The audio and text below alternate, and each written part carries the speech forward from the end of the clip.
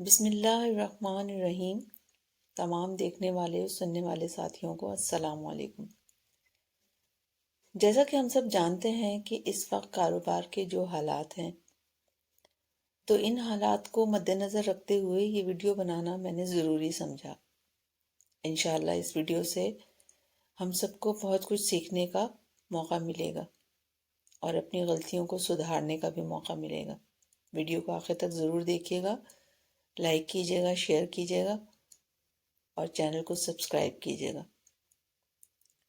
برطانیہ، چین اور ملائیشیا کے سپر اسٹورز میں کام کرنے والے ایک لائق فائق مینیجر کو بن داؤد سپر اسٹور مکہ مکرمہ میں کام کرنے کا اتفاق ہوا۔ وہ برطانوی نژاد تھا اور بزنس مینجمنٹ کی کتابوں میں اس نے ہمیشہ اپنے مد مقابل یعنی کمپیٹیٹرز کو نیچا دکھا کر آگے بڑھنا ہی سیکھا تھا۔ مکہ مکرمہ میں کچھ عرصے اس نے بطور ریجنل مینیجر اپنی خدمات سر انجام دیں۔ در اثنا اس نے دیکھا کہ ایک دوسرے نام کے سپر اسٹور کی برانچ اس کے اسٹور کے بالکل سامنے کھلنے کی تیاریاں ہو رہی ہیں۔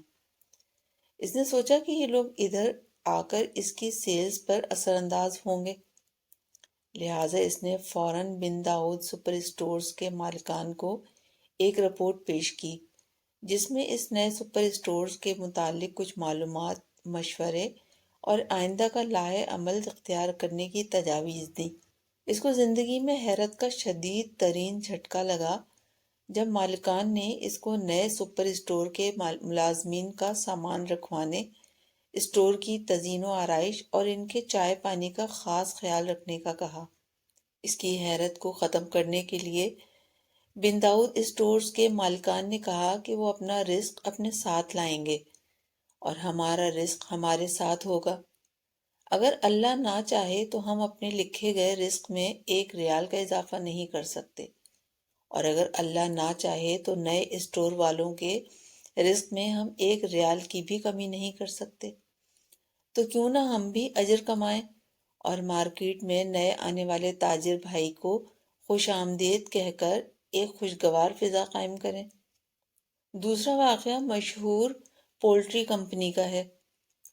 الفقیہ پولٹری کمپنی کے مالک نے مکہ مکرمہ میں ایک عظیم الشان مسجد فقیہ بھی تعمیر کی۔ اس کے کمپیٹیٹرز کمپنی الوطینہ چکن لاکھوں ریال کی مقروض ہو کر دیوالیہ پن کے قریب پہنچ گئی۔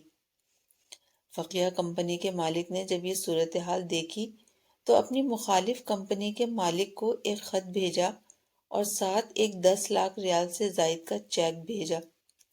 اس خط میں لکھا تھا، میں دیکھ رہا ہوں کہ تم دیوالیہ پن کے قریب کھڑے ہو، میری طرف سے یہ ریال قبول کرو، اگر مزید رقم کی ضرورت ہے تو بتاؤ، پیسوں کی واپسی کی فکر مت کرنا، جب ہوئے لوٹا دینا۔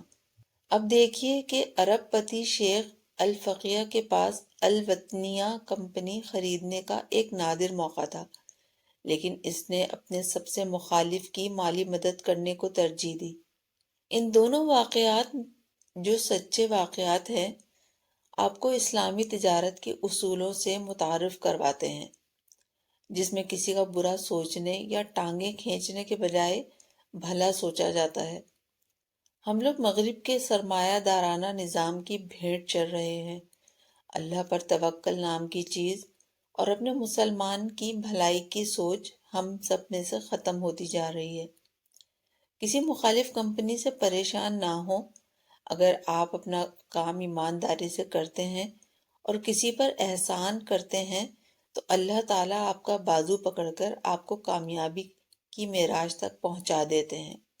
یاد رکھیں، کسی کی ٹانگیں کھینچنے سے آپ کا رزق زیادہ نہیں ہوگا، اس کے جو نصیب میں ہے وہ اس کو مل کر رہے گا۔